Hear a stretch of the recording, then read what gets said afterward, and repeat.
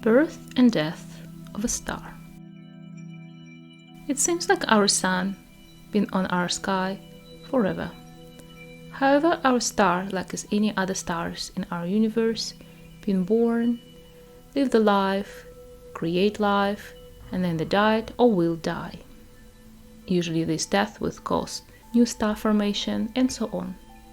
So that's the circle of life of the stars. Let's talk about briefly how this is happening and what sort of outcome could be when it will die. More than 5 billion years ago, a vast cloud of dust and gas was located where our solar system is now. We call it nebulas, and inside of this, something huge was happening. The gravity force was in work. It was pulling together the debris, and more probably all the debris and material in nebula is the material that created there by another star that went to supernova. And all this material pulled together into the one central mass. This process could continue and form the star, or it could be interrupted, and the star will not form, so the nebula will just stay there. The various metals and elements were brought together, and they began to fuse into an object at the heart of the nebula. There'll be formation of this clump of matter, and it's called protostar, and it grew in a size until it reached a critical temperature due to friction from bringing together all this material, and should be about 1 million degrees Celsius. That's when the nuclear fusion will start, kicked in, and the star, or our sun, will be born. At the heart of our star sun, hydrogen atoms fuse together to produce helium. Protons of light released, and they extended throughout the solar system. Eventually, these helium-hydrogen atoms fuse and form heavier elements such as carbon and oxygen, and as a result, the other components which form key components in our solar system, including us, humans. For us, sun seems very special, especially because it gives us the life, but if we observe our sun from very big distance, from the outer space, it will be quite average in comparison with other stars. There's numerous stars that are much brighter and bigger than our one. For example, Sirius, the brightest star in the night sky, is twice as massive as the Sun and 25 times more luminous. Or Arcturus, the fourth brightest object in the night sky, about 26 times the size of our closest star. These processes continue within the star. Intense physical processes which produce heat and light and radiates all this material throughout the solar system. And it's not a very quick process like it seems. For example, it can take more than 170,000 years for energy from the core to radiate outwards towards the outer layers of the sun. However, our sun classifies as a yellow dwarf star, and our star is in the upper end of this group of the stars, and there exist much more different stars. It depends on the size, components, and age. It's all governed by the temperature and mass of the material. We can categorize low mass stars and high mass stars, and our sun will be in the group of low mass stars. Therefore, all stars spend majority of their life existence, about 90%, in this nuclear fusion of hydrogen process. So the hydrogen fused into the helium within the core. And as I said, different masses, the stars with different masses, have different properties at various stages of the development. So the stars coming through this lifespan, evolution, birth, main lifespan, and all the years, and the death. Similar like us, like humans. Astronomers differentiate the groups of stars, so very low mass stars with masses below half of our sun masses. These very small stars have not enough material, and they never undergo shell burning and never become red giants at the end of their life. So when they exhaust all the hydrogen, they just become white dwarfs full of helium, and they're slowly cooling down. Low mass stars, including our Sun, it's about from half to 2.25 of masses of our Sun. Depends on composition, they become red giants as the core hydrogen is depleted and they began to burn helium in the core in the helium flash. We have intermediate mass stars. We go up to 8 masses of our Sun. They have similar evolution as our star, but the end of the life a little bit different. They spend a little bit longer period as a red cloud before they shell out and forming the carbon-oxygen core. And we have massive stars, everything bigger, everything larger, and they are the ones that become supergiants and they fuse elements heavier than the helium.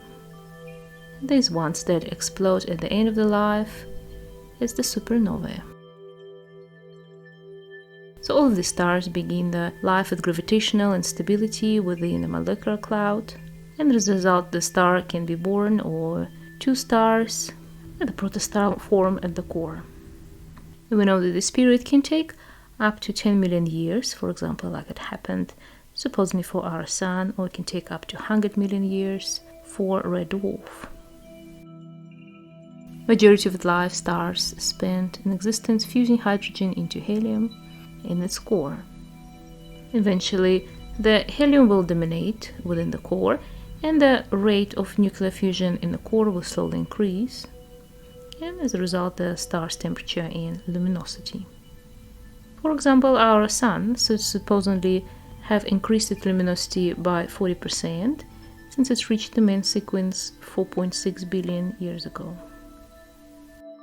Our Sun expected to live about 10 billion years, and at the end there'll be the aging and there'll be the dying of our star. So with age, more and more of atoms are fused, creating heavier and heavier elements, and eventually the fuel starts to run out. And without this hour push, the balance a little bit changes and it's tipped in favor of gravity, and the star begin to collapse. We call it collapse, basically falling onto each other. For the small stars, such as our Sun for example, the collapse is incomplete, and repelling forces manage to hold the last growing embers open as a white dwarf star.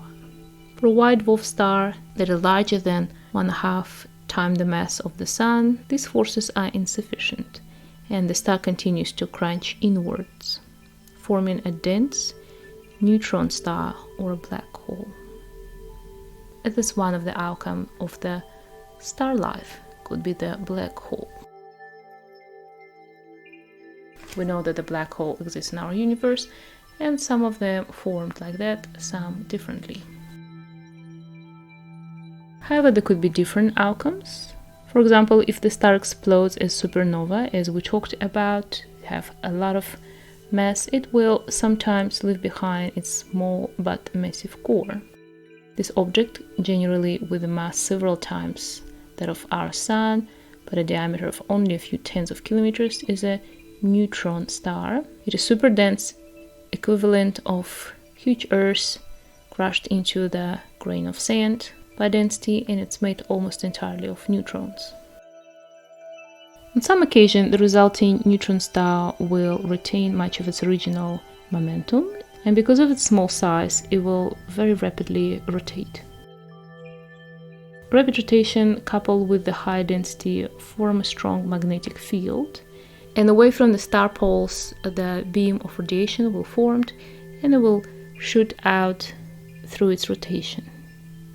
We call this type of objects a pulsar, and it's one of the most rapidly rotating things in the universe, as we know. Some pulsars are known to rotate at speeds up to 1/4 of the speed of the light, and this beam of radiation swept around them while they spin. It's interesting to know that although they rotate so fast and they look very deadly, there are found some exoplanets around this type of pulsars.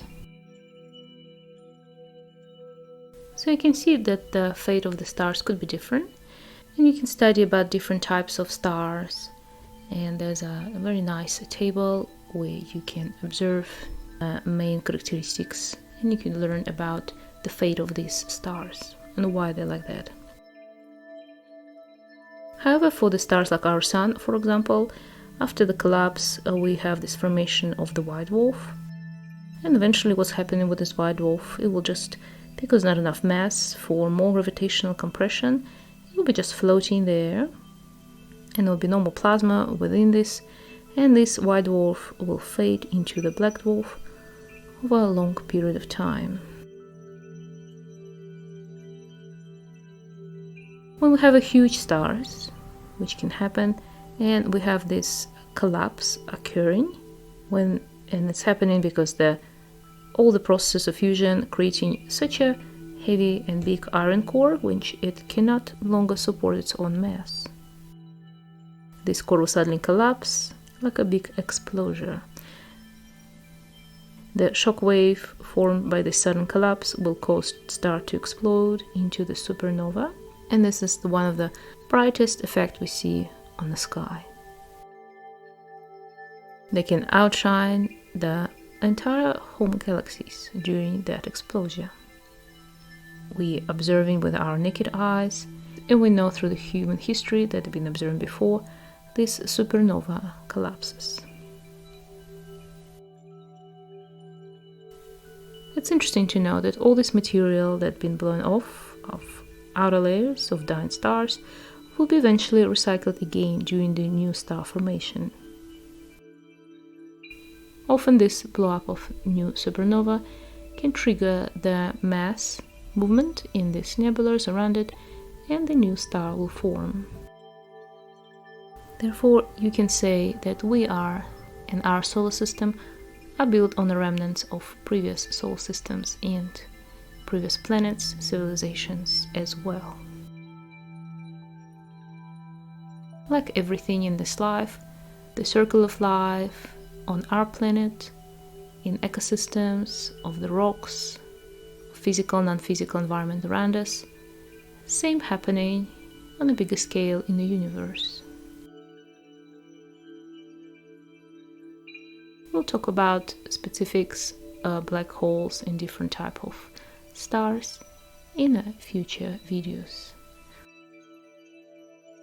Please subscribe, like it, and share this video with anyone who might be interested.